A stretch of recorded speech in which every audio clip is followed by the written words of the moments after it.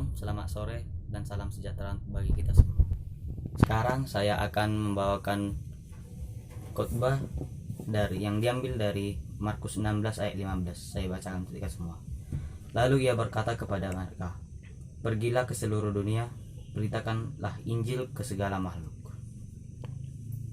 Oke, saudara-saudara, dari nats ini kita mengetahui bahwa ini adalah perkataan sekaligus perintah Yesus kepada murid-muridnya saat dia ingin naik ke surga pada kebangkitannya di hari yang ketiga.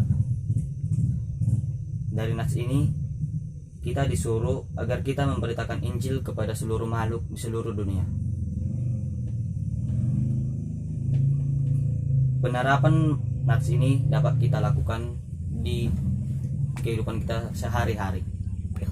Tidak perlu jauh-jauh, misalnya pada kehidupan kita saat ini, misalnya kita melihat ada teman kita yang mencuri dan berbohong, kita harus mengingatkan dia bahwa Tuhan tidak menyukai hal itu. Tuhan tidak menyukai hal itu. Yang ditegaskan di dalam titahnya yaitu jangan mencuri. Kita harus menegaskan itu kepada dia agar dia berubah dan tidak mencuri lagi, agar Tuhan senang kepada dia. Tuhan mencintai umatnya yang melakukan perintahnya, baik itu kecil maupun besar. Jangan malu untuk memberitakan kabar Injil. Karena malu dan gak mau dibilang sok suci, banyak orang yang malu memberitakan Injil. Dan karena memberitakan Injil kepada teman yang tidak ingin menerimanya, banyak orang yang dibully. Bagi teman-teman yang diingatkan, janganlah teman-teman membuli mereka yang mengingatkan.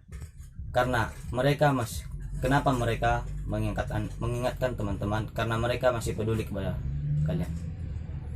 Jadi ingatlah, jangan membuli orang yang memberitakan kabar Injil atau mengingatkan kita dengan apa yang kita lakukan.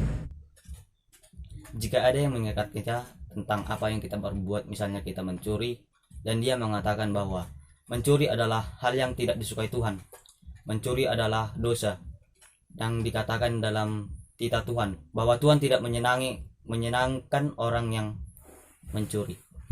Jangan kita membuli dia, jangan kita mengejek dia, dan jangan kita menganggap dia sok suci.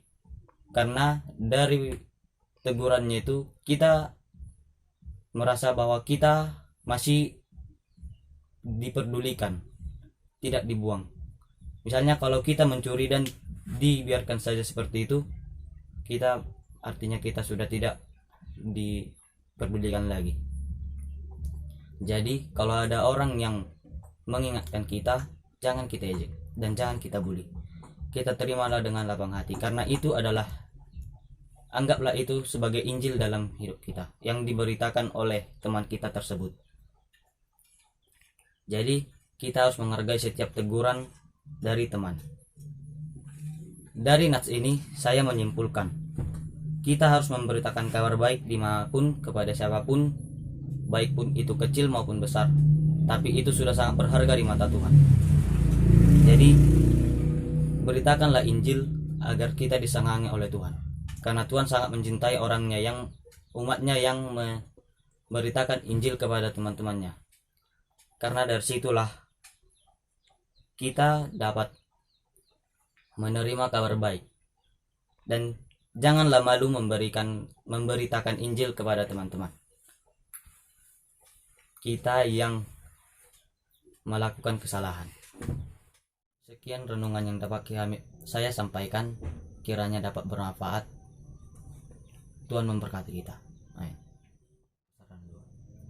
Ya Tuhan Allah, kami bertata di dalam kerajaan surga, kembali kami mengucap syukur kepada Bapa atas berkat karunia Kau limpahkan hingga pada sore hari Bapa.